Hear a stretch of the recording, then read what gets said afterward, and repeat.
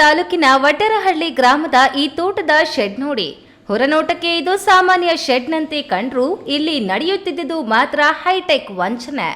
ಮಾಹಿತಿ ಮತ್ತು ತರಬೇತಿ ಕೇಂದ್ರ ಎಂಬ ಹೆಸರಿನಲ್ಲಿ ಕಚೇರಿ ತೆರೆದಿದ್ದ ಆರೋಪಿಗಳಾದ ಕಿರಣ್, ಪವನ್ ಮತ್ತು ಉದಯ್ ಅರಣ್ಯ ಇಲಾಖೆಯಲ್ಲಿ ಕಾಯಂ ಕೆಲಸ ಕೊಡಿಸುವುದಾಗಿ ಯುವಕರಿಗೆ ಗಾಳ ಹಾಕಿದ್ರು. ಬರೋಬ್ಬರಿ 15 ಯುವಕರಿಂದ ತಲಾ 3 ರಿಂದ 5 ಲಕ್ಷ ರೂಪಾಯಿ ವಸೂಲಿ ಮಾಡಿದ್ದ ಈ ಗ್ಯಾಂಗ್ ನಕಲಿ ನೇಮಕಾತಿ ಪತ್ರಗಳನ್ನು ನೀಡಿತ್ತು. ಪ್ರಧಾನ ಮುಖ್ಯ ಸಂರಕ್ಷಣಾಧಿಕಾರಿ ಮೀನಾಕ್ಷಿ ನೇಗಿ ಅವರ ಹೆಸರಿನಲ್ಲಿ ನಕಲಿ ಆದೇಶ ಪ್ರತಿ ಸೃಷ್ಟಿಸಿ ಮೈಸೂರು ವಿಭಾಗದಲ್ಲಿ ಕೆಲಸ ಸಿಕ್ಕಿದೆ ಎಂದು ಯುವಕರನ್ನ ನಂಬಿಸಲಾಗಿತ್ತು. ಖಚಿತ ಮಾಹಿತಿ ಮೇರೆಗೆ ಅರಣ್ಯ ಇಲಾಖೆಯ ಸಹಾಯಕ ಸಂರಕ್ಷಣಾಧಿಕಾರಿ ಪವಿತ್ರ ವಿ ನೇತೃತ್ವದಲ್ಲಿ ದಾಳಿ ನಡೆಸಿದ ಅಧಿಕಾರಿಗಳು ದಂಧೆಯನ್ನ ಬಯಲಿಗೆಳೆದಿದ್ದಾರೆ. ವಂಚಕರು ಅದೆಷ್ಟು ಚಾಣಾಕ್ಷರೆಂದ್ರೆ ಅಸಲಿ ಎನಿಸುವಂತೆ ನಕಲಿ ಸೀಲು ಮತ್ತು ಸರ್ಕಾರದ ಹಿರಿಯ ಅಧಿಕಾರಿಗಳ ಸಹಿಯನ್ನು ಫೋರ್ಜರಿ ಮಾಡಿದ್ರು. ನಿನ್ನೆ ನಮ್ಮ ತುಮಕೂರು ಜಿಲ್ಲೆಯಲ್ಲಿ ಒಂದು ಖಚಿತ ಮಾಹಿತಿ ಬಂದ ಮೇರೆಗೆ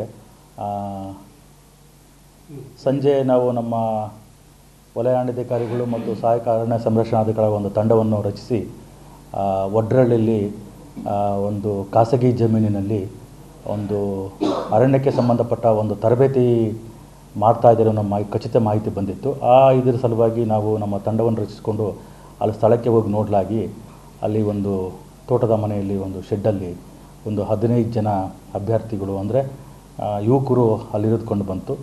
ಸದ್ಯ ತುಮಕೂರು ಗ್ರಾಮಾಂತರ ಪೊಲೀಸ್ ಠಾಣೆಯಲ್ಲಿ ಈ ಸಂಬಂಧ ದೂರು ದಾಖಲಾಗಿದೆ. ತರಬೇತಿ ಪಡೆಯುತ್ತಿದ್ದ ಯುವಕರನ್ನ ಪೊಲೀಸರು ವಿಚಾರಣೆಗಾಗಿ ವಶಕ್ಕೆ ಪಡೆದಿದ್ದು ತಲೆಮರೆಸಿಕೊಂಡಿರುವ ಕಿರಣ್ ಮತ್ತು ತಂಡಕ್ಕಾಗಿ ಬಲೆ ಬೀಸಿದ್ದಾರೆ. ಸರ್ಕಾರಿ ಕೆಲಸದ ಆಸೆಗೆ ಬಿದ್ದು ಇಂತಹ ವಂಚಕರ ಜಾಲಕ್ಕೆ ಸಿಲುಕಬೇಡಿ ಎಂದು ಅರಣ್ಯ ಇಲಾಖೆ ಎಚ್ಚರಿಕೆ ನೀಡಿದೆ. ಒಟ್ಟಿನಲ್ಲಿ ಕೆಲಸದ ಹುಡುಕಾಟದಲ್ಲಿರುವ ಯುವಕರ ಅಸಹಾಯಕತೆಯನ್ನೇ ಬಂಡವಾಳ ಮಾಡಿಕೊಂಡಿರುವ ಈ ಗ್ಯಾಂಗ್ನ ಅಸಲಿ ಆಟ ಈಗ ಬಯಲಾಗಿದೆ. ಈ ಪ್ರಕರಣದಲ್ಲಿ ಇನ್ನು ಯಾರ್ಯಾರು ಭಾಗಿಯಾಗಿದ್ದಾರೆ ಎಂಬುದು ಪೊಲೀಸ್ ತನಿಖೆಯಿಂದ ಹೊರಬರಬೇಕಿದೆ. Timmayya, A news TV, Tumakuru.